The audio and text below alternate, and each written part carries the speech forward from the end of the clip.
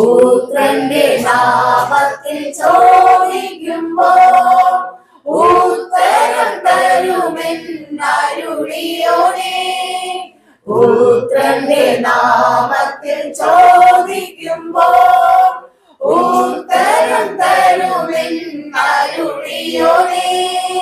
നീക്കം വരാത്ത നിന്മാർഗത്തവൻ പേർക്കുനി തന്നുവല്ലോ. നീക്കം വരാത്ത നിന്മാർഗത്തവൻ പേർക്കുനി തന്നുവല്ലോ.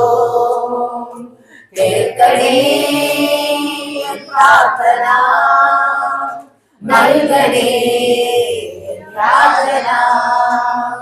കേൾക്കണേ പ്രാർത്ഥന, നൽകണേ യാചന. സദൃശവാക്യങ്ങൾ 6-ാമത്തെയും അതിന്റെ 1 മുതൽ 19 വരെയുള്ള വാക്യങ്ങളാണ്. പറയാം, ഇവിടെ സദൃശവാക്യം എന്ന് പറയുമ്പോൾ തന്നെ നമ്മളെല്ലാവരും കേട്ടിട്ടുള്ളത് നമ്മുടെ എന്താണ് ഇവിടെ പറഞ്ഞു കാണുമെന്ന് ഞാൻ വിചാരിക്കുന്നത്. കാര്യം സദൃശവാക്യം എന്ന് പറയുമ്പോൾ ഒരു വ്യക്തിയുടെ ജീവിതത്തിൽ അല്ലെങ്കിൽ ഈ ലോകത്തിൽ ജീവിക്കുമ്പോൾ ഒരു വ്യക്തി എങ്ങനെയെല്ലാം ജീവിക്കണം, ആ വ്യക്തി തന്റെ ജീവിതത്തിൽ എന്തെങ്കിലും പ്രശ്നങ്ങൾ അനുഭവിക്കുന്ന അല്ലെങ്കിൽ പ്രശ്നങ്ങൾ നേരിടുമ്പോൾ അത് എങ്ങനെ ജ്ഞാനത്തോടെ വിവേകത്തോടെ ഓരോ കാര്യങ്ങൾ എങ്ങനെ ചെയ്യണം എന്നതിനെ കുറിച്ച് നമുക്ക് ഓരോ അറിവുകൾ പകർന്നു തരുന്ന ഒരു പുസ്തകമാണ് എന്ന് പറയുന്നത് ഈ സദൃശവാക്യം എന്ന് പറയുന്നത്. എഴുതിയിരിക്കുന്നത് ആരാണ്? ശലോമോനാണ്. അതായത് ഇസ്രായേൽ രാജാവായ ദാവീദിന്റെ മകനായ ശലോമോനാണ് ഈ ഒരു സദൃശവാക്യങ്ങൾ എന്ന് പറയുന്ന പുസ്തകം എഴുതിയിരിക്കുന്നത്. അപ്പോൾ ഇത് വായിച്ച് ഈ ഒരു ഭാഗം വായിച്ച് ധ്യാനിച്ചപ്പോൾ ഇതിൽ നിന്ന് ഞാൻ പറയാനായിട്ട് ഒരു 3 കാര്യങ്ങൾ, മൂന്ന് വിഷയത്തെ കുറിച്ച് മാത്രം ഞാൻ പറയാനായിട്ട് ആഗ്രഹിക്കുന്നു. നമ്മളെല്ലാവരും ഈ ലോകത്തിൽ ജീവിക്കുമ്പോൾ നമ്മളെല്ലാവരും ആഗ്രഹിക്കുന്ന ഒരു കാര്യം എന്താണ്? നമ്മള് ഈ ചർച്ചിൽ മാത്രം ഒതുങ്ങി നിൽക്കുന്നതല്ല നമ്മുടെ ജീവിതം. നമ്മള് പുറത്തോട്ട് ഇറങ്ങി കഴിയുമ്പോൾ നമുക്കൊരു ജീവിതമുണ്ട് അല്ലെ. നമ്മുടെ അവിശ്വാസികളുടെ ഇടയിൽ അല്ലെങ്കിൽ നമ്മളുടെ ചുറ്റുപാടുകളുടെ എല്ലാവരുടെ ഇടയിലോട്ട് നമുക്ക് ഇറങ്ങി ചെല്ലേണ്ട പല സാഹചര്യങ്ങളുണ്ട്. പക്ഷെ ഇവിടെയൊക്കെ നമ്മൾ എങ്ങനെ നിൽക്കണം, അല്ലെങ്കിൽ ഇവിടെയൊക്കെ നമ്മൾ നമ്മുടെ ജീവിതത്തിൽ നേരിടേണ്ടി വരുന്ന ഒരുപാട് പ്രശ്നങ്ങളുണ്ട്. അപ്പൊ ഇവിടെയൊക്കെ നമ്മൾ ആ പ്രശ്നങ്ങളെല്ലാം നമ്മൾ എങ്ങനെ കൈകാര്യം ചെയ്യണമെന്ന് വളരെ വ്യക്തമായിട്ട് നമുക്ക് വളരെ നല്ല അറിവ് തരുന്നൊരു പുസ്തകമാണ് എന്ന് പറയുന്നത് ഈ ഒരു സദൃശവാക്യം എന്ന് പറയുന്ന ഒരു പുസ്തകം. അതിൽ 1 മുതൽ ഒരു 5 വരെയുള്ള വാക്യങ്ങൾ വായിക്കുമ്പോൾ നമുക്ക് മനസ്സിലാവും, മകനെ കൂട്ടുകാരന് വേണ്ടി നീ ജാമ്യം നിൽക്കുകയോ അന്യന് വേണ്ടി കൈയടിക്കുകയോ ചെയ്തിട്ടുണ്ടെങ്കിൽ നിന്റെ വായിലെ വാക്കുകളാൽ നീ കുടുങ്ങിപ്പോയി, നിന്റെ വായിലെ മൊഴികളാൽ പിടിപെട്ടിരിക്കുന്നു. പലപ്പോഴും ഇത് നമ്മൾ വായിക്കുമ്പോൾ നമ്മൾ ശ്രദ്ധിക്കേണ്ട ഒരു കാര്യം, നമ്മുടെ ജീവിതത്തിൽ നമ്മൾ പലപ്പോഴും എന്ത് ചെയ്യും, അല്ലെങ്കിൽ നമ്മൾ പുറത്തോട്ടെല്ലാം പോകുമ്പോൾ നമ്മൾ പലർക്കും വേണ്ടിയിട്ട് നമ്മൾ പല കാര്യങ്ങളും എന്ത് ചെയ്യും. ശരിക്കും അത് വായിക്കുമ്പോൾ നമ്മൾ മനസ്സിലാക്കേണ്ട കാര്യം, നമ്മൾ പലയിടങ്ങളിലും നമ്മുടെ നാവ് കൊണ്ട് അല്ലെങ്കിൽ നമ്മുടെ അനേകരുടെ ഇടയിൽ നമ്മൾ ആവശ്യമില്ലാത്ത സ്ഥലത്ത് നമ്മൾ എന്ത് ചെയ്യും, ആവശ്യമില്ലാത്ത കാര്യങ്ങൾ പറയാനും അല്ലെങ്കിൽ പ്രവർത്തിക്കാനുമായിട്ട് നമ്മൾ എന്ത് ചെയ്യും, അല്ലെങ്കിൽ ചെല്ലാറുണ്ട്. അപ്പൊ ഇത് പലപ്പോഴും ഇവിടെ വായിക്കുമ്പോൾ നമുക്ക് മനസ്സിലാവും, ഇത് പലപ്പോഴും ആർക്ക് തന്നെയാണ് ശരിയായിട്ട് വരുന്നത് അല്ലെങ്കിൽ അബദ്ധമായിട്ട് വരുന്നത് നമുക്ക് തന്നെയാണ്. ഇത് എന്തുകൊണ്ടാണെന്ന് പറഞ്ഞാൽ നമുക്ക് എന്തില്ല, ദൈവത്തെക്കുറിച്ച് അല്ലെങ്കിൽ ദൈവവചനത്തെ കുറിച്ച് ഒന്നും പരിജ്ഞാനവും ജ്ഞാനവും ഒന്നും ഇല്ലാതെ നമ്മൾ എന്ത് ചെയ്യും, കയറി ഉടനെ ചിന്തിക്കാതെ അല്ലെ, പല സമയത്തും നമ്മൾ ചിന്തിക്കാതെ നമ്മുടെ വാക്കുകൾ പല ഇടങ്ങളിലും നമ്മൾ പറയും, അല്ലെങ്കിൽ നമ്മൾ പല കാര്യങ്ങളും നമ്മൾ എന്ത് ചെയ്യും, പ്രവർത്തിക്കും. അപ്പൊ ഇതിൽ നിന്ന് നമ്മൾ മനസ്സിലാക്കേണ്ട ഒരു കാര്യം, നമ്മൾ ഒരു ലോകത്തിൽ നമ്മൾ ജീവിക്കുമ്പോൾ നമ്മളെല്ലാവരും ആഗ്രഹിക്കുന്ന ഒരു കാര്യമാണ്, അതായത് സുരക്ഷിതമായ ഒരു ജീവിതം. ഇന്ന് ഞാൻ പറയാനായിട്ട് പോകുന്ന ആ വിഷയം അതാണ്. അതായത് നമ്മുടെ ജീവിതം അല്ലെങ്കിൽ ഒരു ദൈവവിശ്വാസിയെ സംബന്ധിച്ചിടത്തോളം നമ്മളൊരു സുരക്ഷിതമായ ജീവിതം നമ്മൾ മുന്നോട്ട് കൊണ്ടുപോകണമെങ്കിൽ നമ്മൾ ശ്രദ്ധിക്കേണ്ട 3 കാര്യങ്ങൾ. 1-ാമത്തെ കാര്യമാണ്, നമ്മൾ പല കാര്യങ്ങളും നമ്മൾ ചെയ്യേണ്ട സ്ഥാനത്ത് അല്ലെങ്കിൽ ചെയ്യേണ്ട കാര്യങ്ങൾ മാത്രം, നമുക്ക് ആവശ്യമില്ലാത്ത ഇടങ്ങളിൽ നമ്മൾ എന്ത് ചെയ്യരുത്, പറയാൻ പോകരുത്. നമ്മൾ ആവശ്യമില്ലാത്ത കാര്യങ്ങളിൽ ഇടപെടാൻ പോകരുത്. ഇത് നമുക്ക് എന്താണ്, നല്ലത് മാത്രമാണ്. അപ്പൊ നമ്മൾ ഇത് ശ്രദ്ധിക്കുക. നമുക്കൊരു നല്ല സുരക്ഷിതമായ ഒരു ജീവിതം വേണമെങ്കിൽ നമ്മൾ ആദ്യം ശ്രദ്ധിക്കേണ്ട കാര്യം ഇതാണ്. നമ്മുടെ വായിൽ നിന്ന് വരുന്ന വാക്കുകൾ നമ്മൾ പറയുന്നത് എന്താണെന്നുള്ള ബോധം നമുക്ക് എപ്പോഴും ഉണ്ടായിരിക്കും. ആവശ്യമില്ലാത്ത കാര്യങ്ങളിലോ ആവശ്യമില്ലാത്ത ഇടങ്ങളിലോ നമ്മൾ ചെന്ന് നിൽക്കുകയോ പ്രവർത്തിക്കുകയോ സംസാരിക്കുകയോ ഒന്നും ചെയ്യാതെ ഇരിക്കുക. ഇത് പറയുമ്പോൾ നമുക്ക് ഒരുപക്ഷെ ഇത് വായിച്ചപ്പോൾ എനിക്ക് സംശയം തോന്നി. കാര്യം നമ്മളപ്പോൾ പല കാര്യങ്ങളും ചെയ്യാതെ മാറ്റി വെക്കണം എന്നൊരു സംശയം സ്വാഭാവികമായിട്ട് നമുക്ക് വരും. പക്ഷെ ഇവിടെ സദൃശവാക്യത്തിൽ തന്നെ നമ്മൾ വായിക്കുമ്പോൾ പറയുന്നൊരു കാര്യമുണ്ട്, നന്മ ചെയ്യാൻ നിനക്ക് പ്രാപ്തി ഉള്ളിടത്തോളം കാലം നീ എന്ത് ചെയ്യണം, അത് അർഹതപ്പെട്ടവർക്ക് ചെയ്തിരിക്കണം. പക്ഷെ നമ്മൾ ശ്രദ്ധിക്കേണ്ട കാര്യം എന്താണ്, എപ്പോ എവിടെ അത് ആർക്ക് ചെയ്യണം അല്ലെങ്കിൽ ആർക്ക് വേണ്ടിയിട്ട് അത് നമ്മൾ ചെയ്യണം എന്നുള്ളത് നമ്മൾ എപ്പോഴും വിവേകത്തോടെ ജ്ഞാനത്തോടെ നമ്മൾ എന്ത് ചെയ്യണം, പെരുമാറണം. അപ്പൊ ഞാൻ പറയാൻ ആഗ്രഹിക്കുന്നത് ഒരു കാര്യം. അത് നമ്മുടെ സുരക്ഷിതമായ ക്രിസ്തീയ ജീവിതം നമ്മൾ മുന്നോട്ട് കൊണ്ടുപോകാനായിട്ട് നമ്മൾ ശ്രദ്ധിക്കേണ്ട ആദ്യത്തെ കാര്യം ഇതാണ്. നമ്മൾ എന്ത് ചെയ്യണം? നമ്മുടെ ജീവിതത്തിൽ നമ്മുടെ നടപ്പിന് നമ്മൾ ക്രമീകരിക്കണം. അല്ലെങ്കിൽ നമ്മുടെ വായിന്ന് വരുന്ന വാക്കുകൾ എല്ലാം നമ്മൾ എന്ത് ചെയ്യണം? ക്രമീകരിക്കണം. അങ്ങനെ 6 മുതൽ 11 വരെയുള്ള വാക്യങ്ങൾ വായിക്കുമ്പോൾ ഇവിടെ രണ്ടാമത്തെ ഒരു വിഷയത്തെ നമുക്ക് കാണാനായിട്ട് പറ്റും. ഇവിടെ 6ാമത്തെ വാക്യം ഇങ്ങനെയാണ് പറയുന്നത്: മടിയ ഉറുമ്പിന്റെ അടുക്കൽ ചെയ്യുക, അതിന്റെ വഴികളെ നോക്കി ബുദ്ധി പഠിക്കാം. പലപ്പോഴും നമ്മൾ കേട്ടിട്ടൊരു വചനമാണിത്. മടിയ ഉറുമ്പിന്റെ അടുക്കൽ ചെല്ലുക, അല്ലെ? നമ്മൾ എല്ലാവരും ഉറുമ്പിനെ കണ്ടിട്ടുണ്ട്. ഏറ്റവും ചെറിയൊരു പ്രാണിയാണ്. പക്ഷെ ഉറുമ്പിന്റെ ഏറ്റവും നമ്മൾ ശ്രദ്ധിക്കുമ്പോൾ തന്നെ നമുക്ക് മനസ്സിലാവുന്ന ഒരു കാര്യം എന്താണ്? ഉറുമ്പ് നമ്മൾ കൂട്ടമായിട്ടൊക്കെ പോകുമ്പോൾ നമ്മൾ ശ്രദ്ധിക്കുമ്പോൾ ഉറുമ്പ് അതിനെ കൊണ്ട് പറ്റാത്ത കാര്യങ്ങൾ, അല്ലെ, അതിനേക്കാളും ഭാരമേറിയ വസ്തുക്കളായിരിക്കും അത് ചുമന്നുകൊണ്ട് പോകുന്നത്. എന്തിനായിരിക്കും അത് കൊണ്ടുപോകുന്നത്? അതായത് അതെന്ത് ചെയ്യുമ്പോൾ അതിന്റെ ആഹാരം ശേഖരിക്കുകയാണ്. അതായത് മഴക്കാലത്തേക്ക് വേണ്ടി അത് ശേഖരിക്കുകയാണ്. അതിനെ ആരെങ്കിലും നിർബന്ധിച്ചായിരുന്നു അത് ചെയ്യാനായിട്ട്? ഇല്ല, അല്ലെ? അതിന് ഏതെങ്കിലും അധികാരി അതിന്റെ മകളിലുണ്ടോ? നീ ഇത് ചെയ്തേ പറ്റത്തുള്ളൂ, അല്ലെങ്കിൽ നീ ഇത് രാവിലെ എണീറ്റ് നീ ഈ ഫുഡെല്ലാം കൊണ്ട് നിന്റെ കൂട്ടിൽ അല്ലെങ്കിൽ നീ താമസിക്കുന്ന സ്ഥലത്ത് നീ ശേഖരിച്ചു വെക്കണം എന്ന് ഉറുമ്പിനോട് ആരെങ്കിലും പറഞ്ഞായിരുന്ന? ഇല്ല, ആരും പറഞ്ഞിട്ടില്ല. അതാ ഇവിടെ പറയുന്നത്, അതിന് മേൽവിചാരികയില്ല, അല്ല അധിപതയില്ല, ഒന്നുമില്ല. എന്നിട്ടും അത് എന്ത് ചെയ്യുന്നു? അത് ഒരുക്കി വെക്കുന്നു. എന്തിനാണ് ഒരുക്കി വെക്കുന്നത്? അതായത് ഭാവിയിലേക്ക് വേണ്ടുന്നതിനെ ശേഖരിച്ച് ഒരുക്കി വെക്കുന്നു.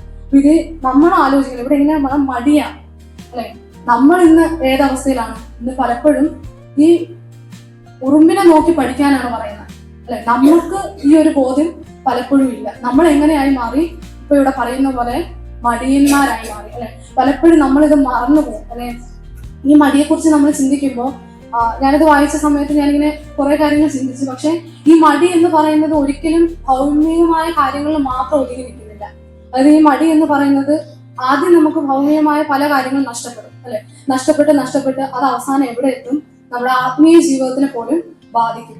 തീർച്ചയായിട്ടും അത് ബാധിക്കും. കാര്യം അങ്ങനെ മടി വന്നവർക്ക് അത് തിരിച്ചറിയാനായിട്ടും പറ്റും. കാര്യം ഞാനിന്ന് ചിന്തിച്ചപ്പോൾ നമ്മൾ പല കാര്യങ്ങളും നമ്മൾ മടി കൊണ്ട് നമ്മൾ മാറ്റി വെക്കും. പഠിച്ച് നമ്മൾ പല കാര്യങ്ങളും മാറ്റി വെച്ച് അവസാനം നമ്മുടെ ആത്മീയ ജീവൻ, ദൈവവുമായിട്ടുള്ള ആ ഒരു ബന്ധത്തിന് പോലും എന്ത് ചെയ്യും? നാശം സംഭവിക്കാനായിട്ട് ഇടയാവും. അതുകൊണ്ട് ദൈവം ഒരിക്കലും ആഗ്രഹിക്കുന്നില്ല നമ്മൾ ആരും എന്തായി തീരാനായിട്ട് മടിയന്മാർ, അല്ലെങ്കിൽ ഈ ഒരു മടി നമ്മുടെ ജീവിതത്തിലോട്ട് കടന്നു വരാനായിട്ട് ദൈവം ആഗ്രഹിക്കുന്നു. അപ്പൊ നമ്മൾ എന്ത് ചെയ്യണം? നമ്മുടെ ഭാവിയെ കുറിച്ച്, അല്ലെ, ബുദ്ധിയുള്ള ഒരു ഉറുമ്പ്, അല്ലെ, ഉറുമ്പ് എന്ത് ചെയ്തു? ബുദ്ധിയോടെ, ജ്ഞാനത്തോടെ അത് ചെയ്യാൻ തുടങ്ങി അതിന്റെ ഭാവിയെ കുറിച്ച്. അങ്ങനെയെങ്കിൽ നമ്മൾ എന്ത് ചെയ്യണം? നമ്മുടെ ഭാവിക്ക് വേണ്ടിയിട്ട് നമ്മൾ എന്ത് ചെയ്യണം? കരുതണം. എങ്കിൽ മാത്രമേ ഈ ലോകത്തില് സുരക്ഷിതമായ ഒരു ജീവിതം നമുക്ക് സന്തോഷകരമായിട്ട് അല്ലെങ്കിൽ സുരക്ഷിതമായിട്ട് നമുക്ക് ജീവിക്കണമെങ്കിൽ നമ്മൾ എന്ത് ചെയ്യണം? അതാണ് രണ്ടാമത്തെ പോയിന്റ്. നമ്മൾ എന്ത് ചെയ്യണം? ഉറുമ്പിനെ കണ്ട് നമ്മൾ എന്ത് ചെയ്യണം? ബുദ്ധി പഠിക്കണം. അതായത് നമ്മൾ നാളത്തേക്ക് വേണ്ടിയിട്ട് അല്ലെങ്കിൽ ഒരു ആവശ്യം വരുമ്പോഴല്ല നമ്മൾ ഓടേണ്ടത്, അതിന് മുമ്പേ എന്ത് ചെയ്യണം? നമ്മൾ ഓടണം. ഇത് ഭൗമികമായ കാര്യങ്ങളിൽ മാത്രം നിങ്ങൾ എടുക്കരുത്. പകരം എന്ത് ചെയ്യണം? ആത്മീയതയിൽ നമ്മൾ അത് നഷ്ടപ്പെട്ടു പോകാതെ അതിനു വേണ്ടിയിട്ട് നമ്മൾ എന്ത് ചെയ്യണം? ഒരുങ്ങണം. കാരണം 12 മുതൽ ബാക്കി 19 വരെയുള്ള വാക്യങ്ങൾ വായിക്കുമ്പോൾ ഏറ്റവും പ്രധാനപ്പെട്ട ഒരു കാര്യമാണ് ഇവിടെ പറയുന്നത്. അതിന്റെ 16 മുതലുള്ള വാക്യങ്ങൾ ഇങ്ങനെയാണ് പറയുന്നത്: 6 കാര്യം യഹോവ വെറുക്കുന്നു, 7 കാര്യം അവന് അറപ്പാകും. ഗർവമുള്ള കണ്ണും വ്യാജമുള്ള നാവും കുറ്റമില്ലാത്ത രക്തം ചൊരിയുന്ന കൈയും ദുരുപായം നിരൂപിക്കുന്ന ഹൃദയവും ദോഷത്തിന് ബന്ധപ്പെട്ട് ഓടുന്ന കാലും പോഷു പറയുന്ന കള്ളസാക്ഷിയും സഹോദരന്മാരുടെ ഇടയിൽ വഴക്കുണ്ടാക്കുന്നവരും തന്നെ. ഈ ഒരു വാക്യം വായിച്ചപ്പോൾ നമുക്ക് എപ്പോഴും നമ്മള് ദൈവത്തില് വിശ്വസിച്ചിട്ട് അനേക വർഷങ്ങളായിട്ടുള്ളവരായിരിക്കും ഇവിടെ ഇരിക്കുന്നത്.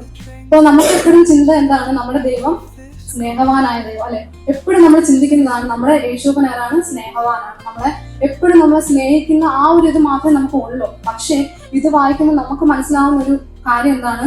ദൈവം വെറുക്കുന്ന ചില കാര്യങ്ങളുണ്ട്, അല്ലെങ്കിൽ ദൈവം ഇവിടെ പറയുന്ന വാക്യം എങ്ങനെയാണ്? 7 കാര്യം അവന് അറപ്പാകും.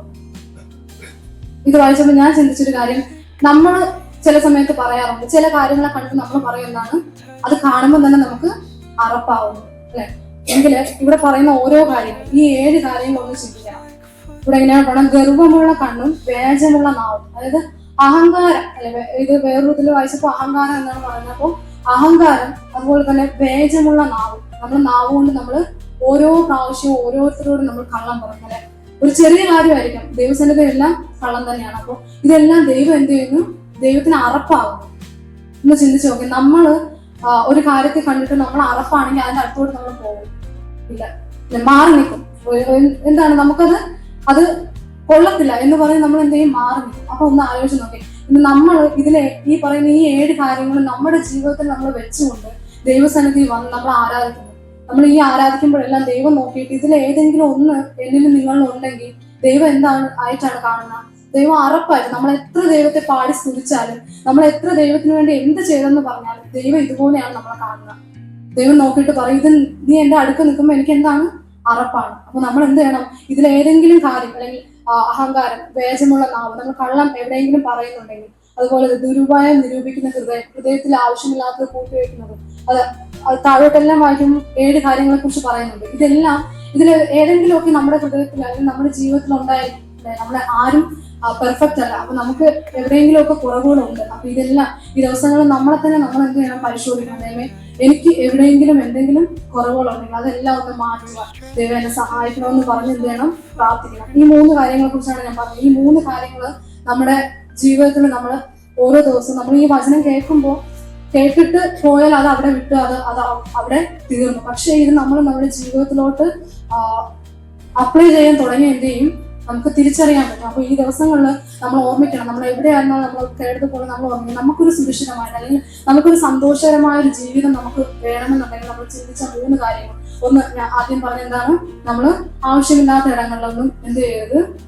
പോയി നിൽക്കുകയോ പറയാൻ പാടില്ലാത്തത് പറയതൊന്നും ചെയ്യരുത്. അവസാനം നമുക്ക് തന്നെ കെണിയായിട്ട് വരും. അപ്പൊ 2ാമത്തെ കാര്യം നമ്മൾ എന്താണ്? നമ്മൾ ആരെ കണ്ട് ബുദ്ധി പഠിക്കണം?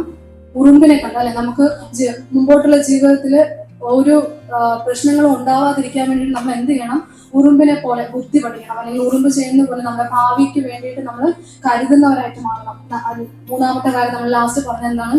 ഇത് മാത്രം പോലെ നമ്മൾ ദൈവത്തെയും കൂടി എന്ത് ചെയ്യണം? പ്രസാദിപ്പിക്കണം. അല്ലെങ്കിൽ ദൈവത്തിന് അറപ്പാവുന്ന കാര്യങ്ങൾ എന്റെ ജീവിതത്തിൽ ഏതെങ്കിലും ഉണ്ടെങ്കിൽ അത് ഈ ദിവസങ്ങളിൽ കണ്ടുപിടിച്ചിട്ട് എന്ത് ചെയ്യണം? അത് മാറ്റാനായിട്ട് നമ്മൾ പഠിക്കണം. ദൈവം എല്ലാവരും